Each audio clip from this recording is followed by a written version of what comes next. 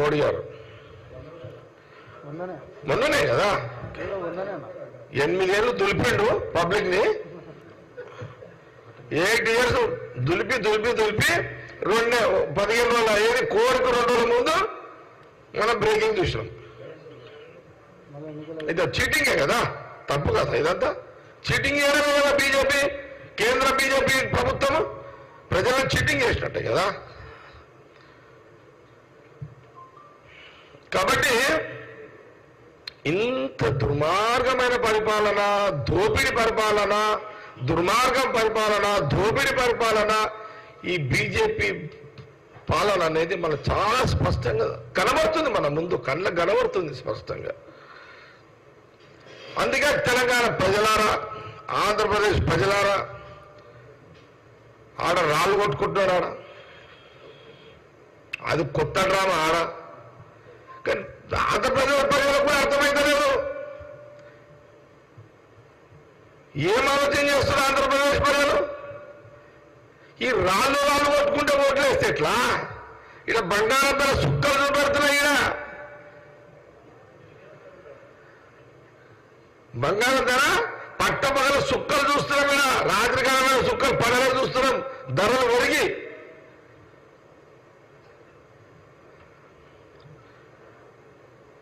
ఇప్పుడు జగన్ రాయగొట్టి కానీ వీళ్ళు, చంద్రబాబు నాయుడు రాయగొట్టిరు వాళ్ళు.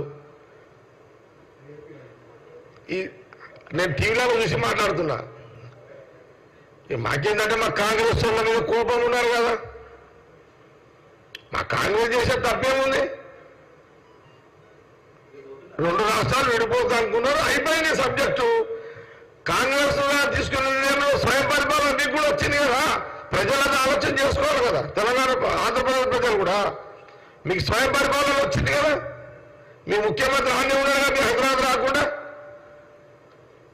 మీ గల్లీలో తిరుగుతున్నారు కదా ముఖ్యమంత్రి. ఇప్పుడు మరి ఆ సౌలభ్యం ఇచ్చింది ఎవరు? సోనియా గాంధీ గారు కదా. మరి అదెందుకు ఆలోచన చేస్తున్నారు మీరు ఆంధ్రప్రదేశ్ ప్రజలు?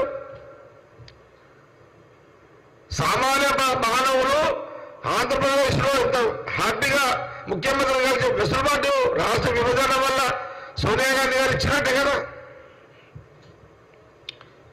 అసలు న్యాయంగా ఆంధ్రప్రదేశ్ లో కాంగ్రెస్ రావాలి గవర్నమెంట్. ఆంధ్రప్రదేశ్ లో కూడా కాంగ్రెస్ రావాలి. ఎందుకంటే మా బాస్ రాహుల్ గాంధీ గారు ఈ పంచాయతీలు ఉన్నాయి, ఈ కొట్లాటలు ఉన్నాయి, ఈ రాళ్లతో కొట్టుకున్నవి ఉన్నాయి. కాబట్టి ఈ దేశానికి ఈ చిన్న భిన్నమైన ఆర్థిక వ్యవస్థ ప్రజలకు ఇబ్బంది కాకుండా ధరలను నియంత్రిస్తూ, తగ్గిస్తూ, పేదవారికి అందుబాటులో ఉండే బంగారాన్ని, పేదవారికి అందుబాటులో ఉండే తినే బంగారాలు, మన వ్యవస్థ తినే పెట్రోలు, డీజిల్, కూరగాయలు, నూనెలు, ఇవన్నీ ప్రజల మధ్యలో అందుబాటులో ఉండే విధంగా తీసుకొచ్చే ఒక నైపుణ్యము, ఒక ఆలోచన